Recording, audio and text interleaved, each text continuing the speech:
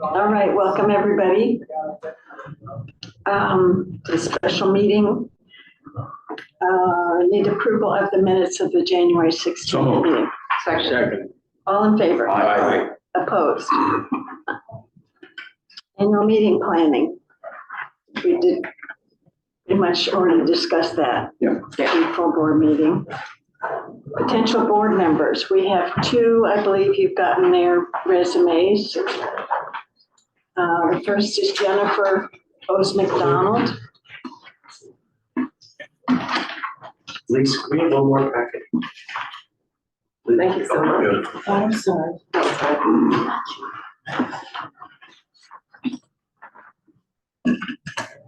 And I had previously said that I knew her from this school situation, and it was a different Jennifer.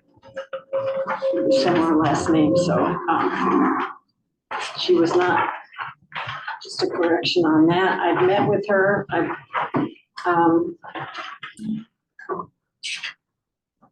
The Old Dutch Inn is a kind of an amazing little hotel in Kinderhook. And you have her resume.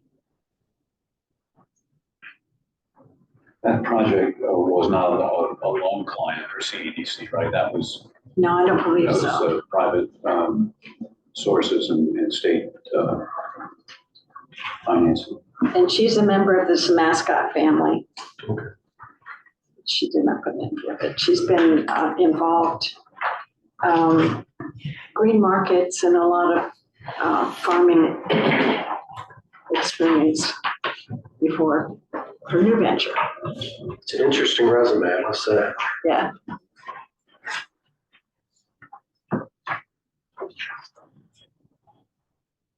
I think she'd be a good addition because she does bring in the hotel experience and farming, which we've always had trouble with getting the farmers to come to meetings. So we would get some representation there. Any thoughts, comments?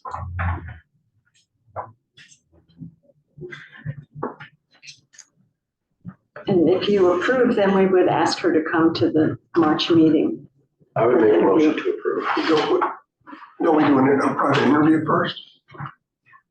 Or that's what I'm talking about, the March meeting of the governance and nominating. Okay. Yep. We just would be for the full board. that Understood, month. yeah, okay.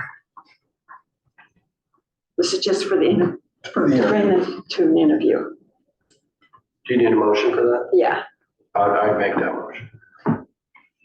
Second? Seconded. All in favor? Aye. Okay. And the next is Christian Lopez. Mike and I met with him and he's provided his resume. He would bring in restaurateurs, which we don't have any, and also Hispanic representation, which I think is important, as that's Columbia County has a growing population. I don't know the figures, but and Mike knows them better than I do.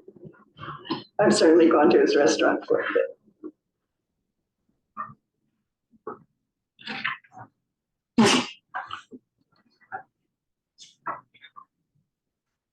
So he went from being the bartender at Sonora restaurant. Sounds like Sonora maybe changed their name to Coyote. Then he was the manager there, then the manager in Cloudbrook, and now he owns Cloudbrook. His father was the His father does? patriarch, so his Gotcha. yeah, it's a family business.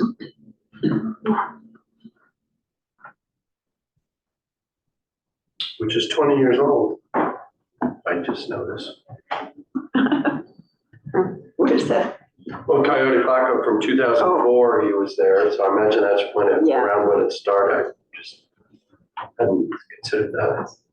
I don't think the one here was here that long, but. Okay, that's the one in Dorchester. Okay, I Chester, see. 2010. Yeah, Clover. Clover. Yeah. Mexican food. Just read over a little further on the line.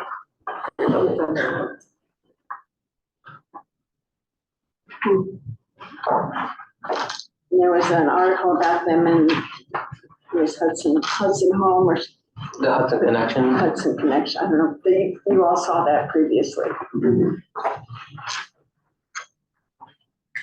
Being like, I'll make a motion to interview. Second. all in favor? Aye. Opposed? Okay. That's all we have for potential board members. I'm looking, I think, coming up in, two things to discuss. Derek Grout did not show up today, so my recommendation is we just send him a thank you letter because his term expires in April. Just send him a thank you letter and for his service, and we're done. We don't have to ask him again to resign or anything. And that would leave the committee going forward with 4 vacancies. We've got two potential people coming up to vote on in March. And then we would need, all going forward are gonna need 2 more. And that's all I have on that. Again, it's ask everybody for referrals. Yeah. And I don't know if we have a policy about sending thank you letters to previous board members, like, I mean, Dave and I are, but Rachel, I'm just thinking Rachel Adams would be nice to send her a thank you for her service letter, and I don't know who. We can draft that and review You- it, Jim, and it should come from the chair, Yeah. And, personalized a bit, so they're not. okay, we're working at slight changes on this committee charter. I mean, first will be the bylaws and then the committee charters. The only, Andy and I have gone over that one, that we're putting in a protocol for how to bring people forward for potential board members. So that's been in previous minutes, but We do have a sheet with a guideline on it. I don't think we've ever approved it though, did we, Mike? That sheet with yeah, but the chain. that's what we're putting into the charter. So going Yeah, okay, forward, good. it will be clear and you'll be able to look at that and comment on it. I use my G-chat to make up that letter. I think I found it and sent it to you, right? The other, and we're putting 5 or more members, not just 5. And then the other thing that I've been talking with Jim a little bit about is, is right now the committee chooses their chair. And that's how it is on the loan committee. We're down to 3 committees, finance, loan, and this committee. And there's a question of the chair of the whole board picking the chair of this committee or the committee choosing their chair. So that's an option to discuss, and the committee can vote on which way they'd like to do that. Jim was more in favor of the chair doing it. I see it's both. Chair sounds easier.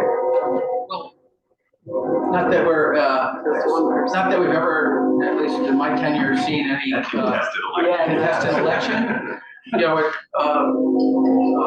because if there was enough disruption that people would vote for someone that the chair didn't want at the committee level, you know, it might be disruptive. But most organizations, I know at the bank, the chairman not only picks the chair, but assigns you committees. Now, there we can do that because we're paid.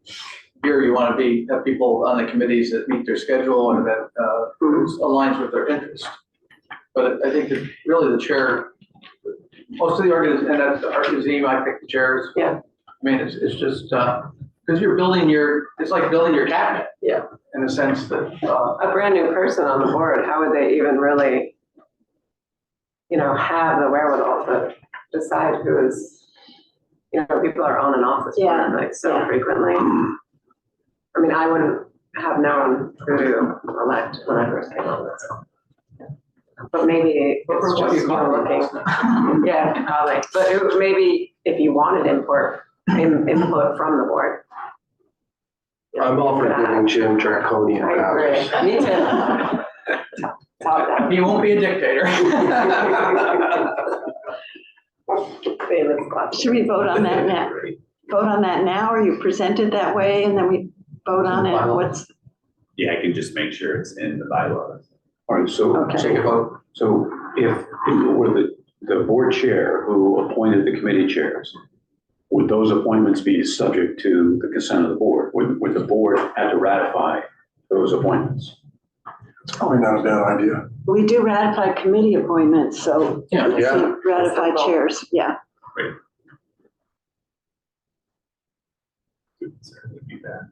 I I don't think we've added that to the bylaws yet, because you guys were talking about it. But I can, I'll do that now. It's nice to have it spelled out. Yes. Are you comfortable with it that way, Yeah. Sarah? Yeah, I think so. I think we're,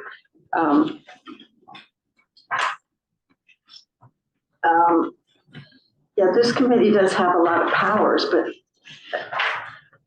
as everything's so concentrated now, there's an executive committee too. Yeah, committee appointments. Well, I think the committee appointment is based on the chair making an inquiry as to what committee you want to serve on. It's not just dictatorial where the chair would come in and say, I haven't consulted with any of you, but here's where you're going to serve. Well, it brings us to Rick Nesbitt right now. The way I've been doing it is asking people, once they're approved, which committee they'd like to be on. So that could be, Right. is both people or general consensus of which committees are down members. I wouldn't think that needs to be in the bylaws or anything. It could be just everybody's working together. It's not a problem.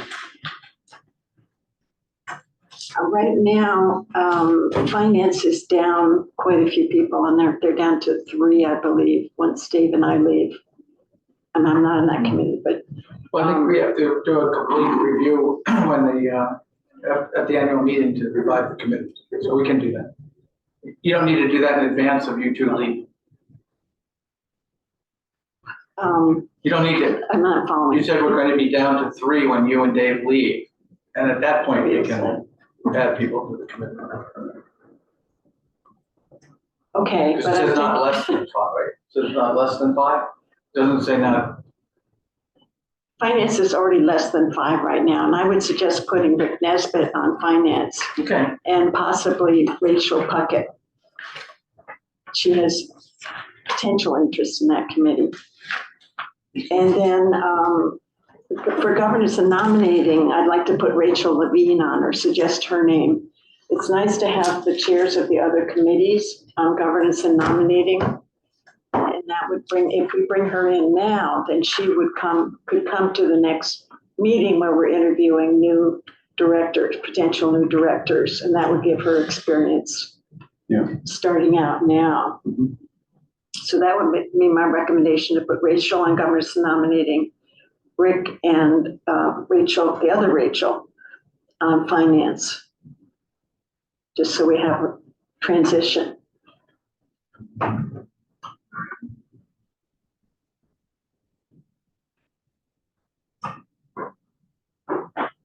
Any thoughts? Did you ask for the committees then? What's that? You want to be on the other committees? Somehow there's gotta be some input from the person you're signing. They've gotta wanna be on that committee. Yeah, I have talked with everybody except Rick Nesbitt, Okay, and we made a joke today. We can ask him if he says no, he wants some other committee, then yeah, that's kind of what I mean, instead of, you're on a committee, it's would you like to be on this committee? That's all. I would contact him and put it that way. Perfect. Or you could contact him and put it that way. You got better contacts with him than I do, so. Okay, so motion to approve those 3 people to various committees. So, Second. All in favor? Okay, Which day? that's, any other comments, concerns? Well, only that, as I mentioned, with respect to the bylaw changes, obviously what you just discussed about committee members, but also the splitting of the finance and audit committees was recommended by the state, not directly to us, but in a necessarily sent to all of us. So we weren't singled out, but I don't want to get singled out by not splitting them. And it makes sense that, the audit committee meets once a year to review finances and report, and the audit report independent of the finance committee. So would that mean we split the committee and members, some are on this, some are on that? I think we're going to use the executive committee as the audit committee. Oh, okay. And then, It'd be by title, not by person. I see. and then and the other is to add an additional ex officio member in the position of the workforce board director for Columbia Green counties. And again, that was so that we didn't take a seat for a business owner or a leader of a not-for-profit organization, and also because we were going to reduce or take the committee and reduce it down to a task force, that it still demonstrated our commitment to workforce. And the final one was the idea of eliminating as a formal bylaw-driven committee workforce, because at some point we might, like broadband, say we've succeeded and we've checked that off and we're workforce, we're passing off to someone else or moving on to some other issue. And then you don't have to go and clean up the bylaws every time you have a special focused effort. And so those are in what we handed out. I guess you already had it in your packet, I realized that. And then we'd be voting on that at the March meeting so that we can have the full membership approve it or consider it for approval at the annual meeting, because we can only change the bylaws once a year. Yeah, I think there's a nice cleanup. It's very simple, direct, and puts everything over to the open meetings law, cleaned all of that up. And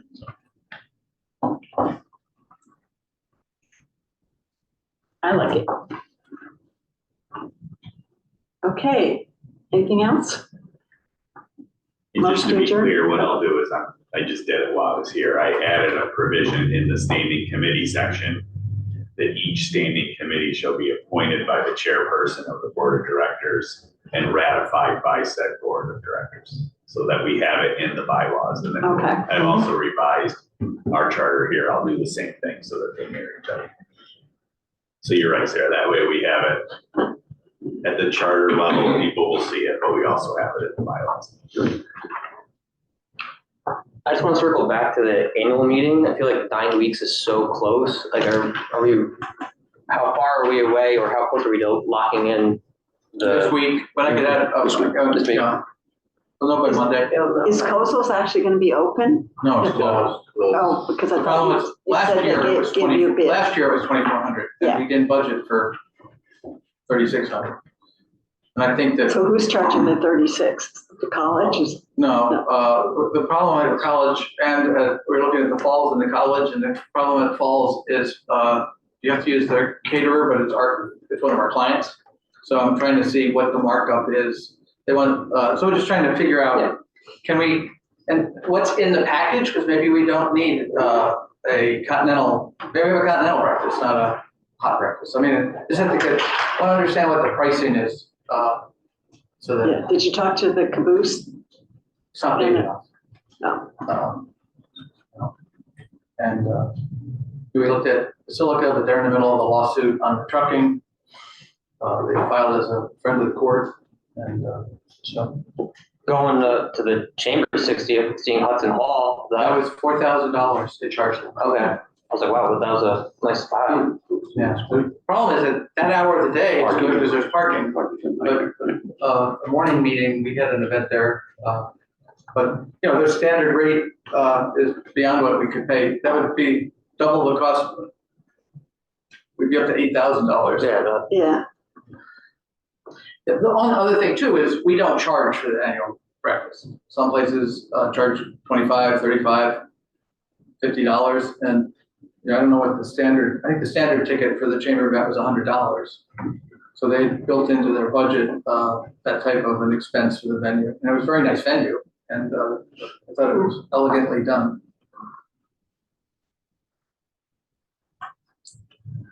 okay, do we have a motion to adjourn or not?